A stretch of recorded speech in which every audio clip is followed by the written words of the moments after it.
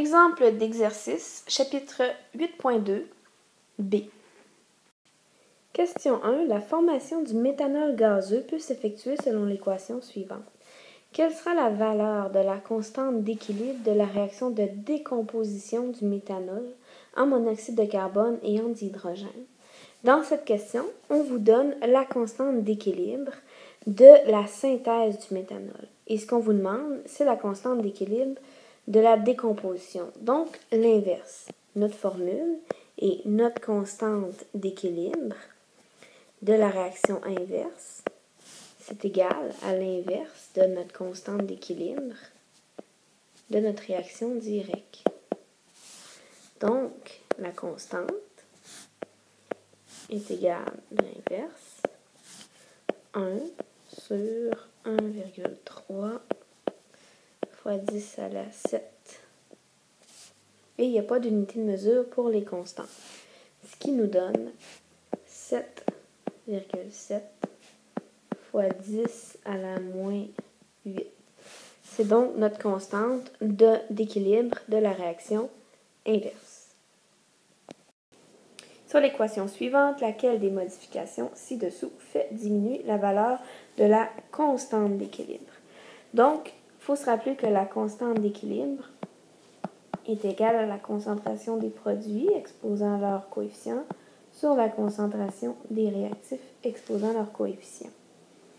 Alors, si on veut que la constante d'équilibre diminue, il faudrait que la proportion des produits par rapport aux réactifs diminue et que la concentration des réactifs augmente. Donc, notre premier réflexe, c'est de dire n'importe quelle réaction qui favorise la diminution des produits, donc inverse, qui est favorisée, va nous mener à une diminution de la constante d'équilibre. Et si je regarde, la diminution de la pression, la diminution de la température, l'ajout d'un catalyseur, non par contre, parce qu'un catalyseur n'influence pas l'équilibre du tout, et la diminution de la concentration en diazote, tous les trois vont favoriser la réaction inverse.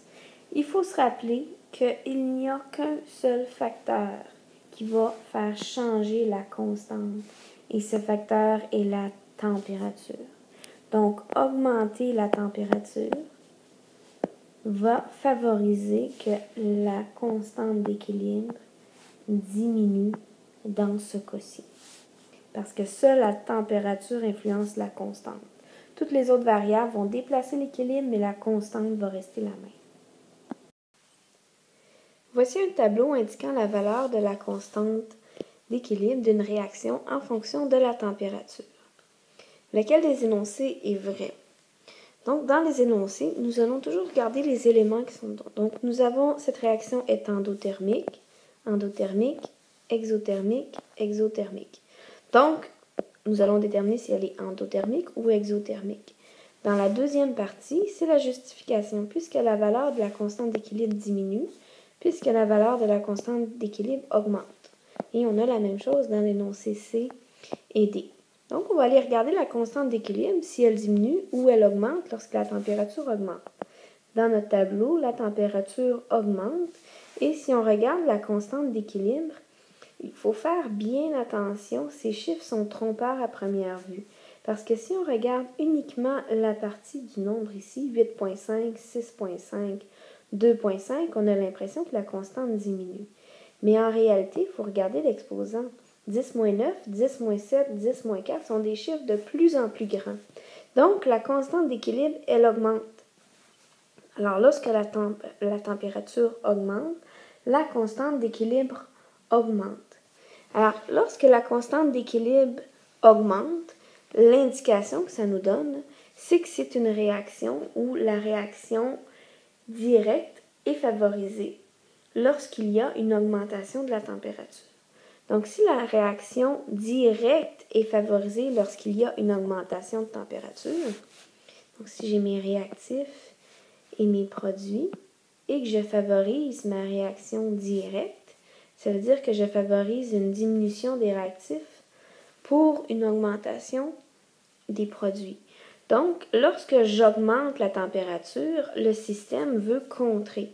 Donc, la température, l'énergie, doit être du côté des réactifs parce que si je l'augmente, le système veut la diminuer. L'énergie étant du côté des réactifs, c'est une réaction qui est endothermique. Donc, la bonne réponse, c'est B. La réaction de décomposition de l'iodure d'hydrogène peut atteindre l'équilibre avec l'équation qui est ici. Au cours d'une expérience, vous notez les résultats suivants. Vous avez chacun des réactifs et produits et on vous donne leur concentration à l'équilibre. Donc, c'est lorsqu'on atteint l'équilibre qu'on a les concentrations qui sont ici. On vous demande quelle est la constante d'équilibre de cette réaction dans ces conditions. Donc, on va commencer par écrire l'expression de la constante d'équilibre. Donc, la constante d'équilibre est égale à la concentration des produits, donc H2 fois la concentration de I2, divisé par la concentration des réactifs. Ils sont tous gazeux, donc on les met tous. La concentration de HI et le coefficient de HI, c'est 2, donc au carré. On a ensuite chacune des concentrations qui sont données dans le tableau. Nous allons donc les mettre dans l'équation. Kc est égal à la concentration de H2, donc 2,82 fois 10 à la moins 4, multiplié par la concentration de I2, 2,82 fois 10 à la moins 4, divisé par la concentration de HI, 6,23 fois 10 à la moins 3. Et il ne faut pas oublier que c'est au carré. Tout ça, je rentre ça dans ma calculatrice qui me donne 2,049 fois 10 à la moins 3. Et il n'y a pas d'unité de mesure puisque c'est une constante d'équilibre. Sur la réaction hypothétique suivante, on introduit 4 mol de A et 4 mol de B dans un ballon de 2 litres. Lorsque l'équilibre est atteint, on note la présence de 2 mol de X dans le même ballon. Quelle est la valeur de la constante d'équilibre de cette réaction? Je me suis permise de tout de suite faire un tableau IVE et on va tenter de le remplir avec les données du tableau. Alors, si pour la concentration de A et la concentration de B, pour les deux, ça va être la même chose parce que j'ai 4 mol pour chacun dans le ballon de 2 litres, ce qui me fait une concentration de 2 mol par litre. C'est ce que je veux initialement. Donc, dans mon tableau initial, j'ai 2 mol par litre de A et 2 mol par litre de B. On me dit ensuite qu'à l'équilibre, j'ai mon X, j'en ai 2000. Le X, il est aussi dans le ballon de 2 litres. Donc, j'ai 2 mol dans 2 litres, ce qui me fait une concentration de 1 mol par litre. À la fin, et s'il est dans un ballon fermé, on est à l'équilibre.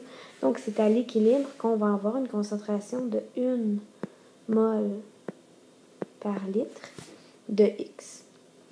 Alors, si on veut de la constante d'équilibre, pour être à l'équilibre, ça me prend absolument toutes mes concentrations à l'équilibre. Étant donné que tous mes produits et réactifs sont gazeux, je vais avoir besoin de calculer chacune de leurs concentrations. Alors, initialement, combien j'avais de produits? J'en avais pas, donc j'avais 0 mol par litre de X et 0 mol par litre de Y. S'il est apparu 1 mol par litre de X, ça veut dire que j'ai eu une augmentation de 1 mol par litre de X. Ensuite, on sait que ma variation est toujours proportionnelle à mes coefficients stoichiométriques. Donc, s'il est apparu 1 mol de X, je sais que c'est 1 mol ici, c'est proportionnel. Donc, j'ai 2 mol de X pour 4 de Y. 1 fois 4 divisé par 2. J'ai donc l'apparition de 2 mol de Y par litre. Toujours, ce sont des concentrations. Ensuite, je fais mon même produit croisé. C'est du 2 pour 2 pour le B. Donc, je vais avoir la disparition de 1 mol par litre de B et de 0,5 mol par litre de A. J'ai fait les produits croisés avec mes coefficients de A, de B par rapport à mon X. Donc, c'est de la stoichiométrie. Je regarde mes opérations maintenant. Mon 0,5 mol par litre, il a disparu. Donc, si j'avais 2 mol par litre de A initialement, et il y en a 0,5 qui a disparu, il me reste 1,5 mol par litre de A. Si j'avais 2 mol par litre de B, il en a disparu une, il m'en reste une à l'équilibre. Et tout ça s'est transformé en X et en Y. On a déjà dit que j'avais 1 mol par litre de X. Et toujours en respectant ma stoichiométrie, j'en avais pas au début de Y. Et il y en a apparu 2. Donc j'ai 2 mol par litre de Y qui est à l'équilibre. Alors tout ça, on doit mettre ça dans notre formule d'équilibre parce qu'on cherche toujours la constante d'équilibre. L'expression de la constante est égale à la concentration de mes produits. Donc X exposant son coefficient 2, multiplié par la concentration des Y à son coefficient 4, divisé par la concentration des réactifs A, exposant son coefficient 1, donc il n'y en a pas, multiplié par B, l'autre réactif, à la 2. Et tout ça, c'est à l'équilibre. Ne pas oublier. Donc, je dois prendre mes concentrations à l'équilibre. Ma constante d'équilibre est égale à ma concentration de X à l'équilibre, donc 1 mol par litre. Je vais négliger les unités de mesure pour simplifier le calcul, à la 2, multiplié par la concentration de Y, donc 2 mol par litre à la 4, divisé par la concentration de mes réactifs, 1,5 à la 1 mol par litre, fois 1 mol par litre à la 2. Donc, si j'entre tout ça dans ma calculatrice, ça me donne une constante d'équilibre de 10,67. La constante d'équilibre de cette réaction est de 6,8 fois 10 à la moins 2 à 90 degrés. J'ai l'équation qui est ici. Je me suis permise de tout de suite préparer un tableau initial variation équilibre. Dans un contenant de 500 ml, on introduit 0,25 mol de dihydrogène et 0,75 mol de soufre. Je veux savoir la concentration de dihydrogène à l'équilibre. Alors, on va commencer par les données. J'ai pour le dihydrogène, donc H2, sa concentration. Je sais que j'ai 0,25 mol dans 500 ml, ce qui me donne 0,5 mol par litre. Donc, je peux le mettre dans mon tableau. Initialement, j'ai 0,5 mol par litre. Ensuite, le soufre. Est-ce que je peux le mettre dans mon tableau? Le soufre est solide. Donc, tout ce qui est soufre, je ne m'en occuperai pas dans mon tableau parce que c'est solide. Ça n'influence pas la constante d'équilibre, l'état d'équilibre. Je mets également, donc c'est mon dihydrogène, 0,75 mol de soufre. Donc, je ne m'en occupe pas. Ce n'est pas une donnée qui est essentielle. Je veux savoir la concentration du dihydrogène à l'équilibre. Donc, j'ai besoin de savoir quelle sera sa concentration ici. Là, c'est un peu plus compliqué. On doit faire un peu d'algèbre. Alors, initialement, je n'ai pas mis de produit, donc j'ai 0 mol par litre qui est ici. La quantité qui va se transformer en H2,7, je ne la sais pas. Donc, je vais mettre qu'elle diminue d'une quantité X. Et je sais que ce qui disparaît en H2 se transforme en H2S, donc va réapparaître dans les proportions stoichiométriques. Donc, ici, ma proportion, c'est du 1 pour 1, donc plus X qui va apparaître. À la fin, mon H2, je vais donc en avoir 0,5 moins X mol, tandis que le H2S, je vais en avoir tout simplement X mol qui, par litre toujours, c'est une concentration qui est apparue. Alors, je vais maintenant regarder ce que je peux faire avec ces chiffres-là. Je sais que ma constante d'équilibre est égale à la concentration de H2S, c'est mon produit, à la 1, coefficient, divisé par la concentration du H2, exposant 1, je ne m'occupe pas du soufre, il est solide. Alors, si je mets les chiffres, je sais que j'ai ma constante, 6,8 fois 10 à la moins 2. c'est égal à la concentration de H2S à l'équilibre. Alors, on a déterminé que la concentration du H2S, c'était X, divisé par ma concentration de H2, alors qui est 0,5 moins X, tout ça étant mol par litre, bien entendu. Alors, ce qui me reste à trouver, c'est X. Je vais l'isoler dans mon numéro que j'ai ici. Alors, on va se retrouver avec 6,8 fois 10 à la moins 2, multiplié par, je ramène 0,5 moins X d'un côté. Ça, c'est égal à X. Alors, si je distribue, je me retrouve avec 0,034 moins 6,8 fois 10 à la moins 2 X qui est égal à X. Encore une fois, je suis en train d'isoler mon X. Vous êtes capable de terminer les calculs et je retrouve que X a une valeur de 0,0318 mol par litre.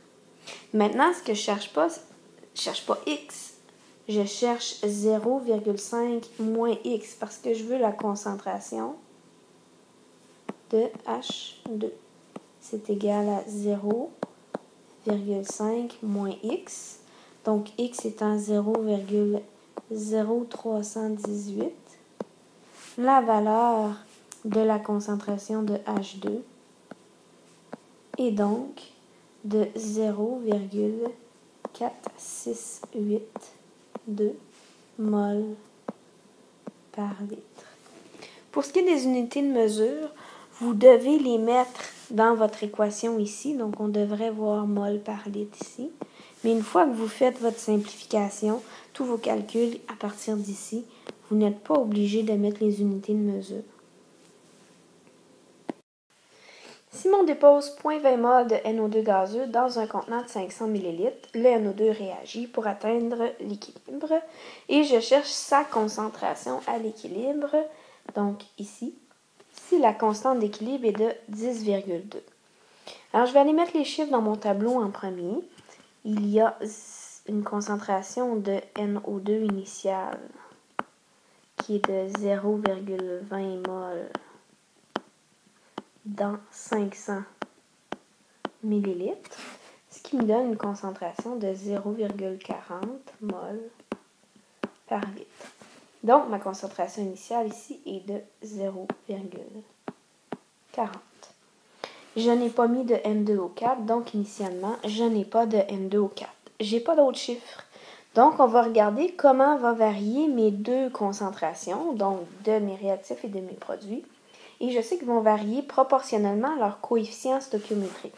Donc, si j'ai 2 mol, donc 2x de NO2 qui va réagir, donc qui se transforme, négatif, il va voir apparaître une seule mol, donc x de N2O4, à cause de mes coefficients. Donc, j'ai une proportion qui est ici. Ce qui veut dire qu'à l'équilibre, j'ai ma concentration initiale diminuée de la quantité qui a réagi, donc 2x. Et le NO4, étant donné qu'il n'y en avait pas au début, on se retrouve à une quantité x qui va apparaître à la fin. Alors, si je veux savoir quelle est la valeur de mon équilibre pour le NO2, sa concentration, je vais passer par la constante d'équilibre, qui est égale à la concentration de N2O4, qui est le produit, exposant son coefficient qui est 1, divisé par la concentration du NO2 à la 2. Je mets mes chiffres là-dedans. Ma constante, c'est 10,2. C'est égal à la concentration de N2O4, X, à l'équilibre, sur la concentration de NO2, 0,4 moins 2X, et tout ça au carré. Alors, si j'isole mon x, on s'aperçoit que j'ai une équation de deuxième degré. Je vais vous l'écrire. Ça donne 1,632 moins 17,32x plus 40,8x carré qui est égal à 0.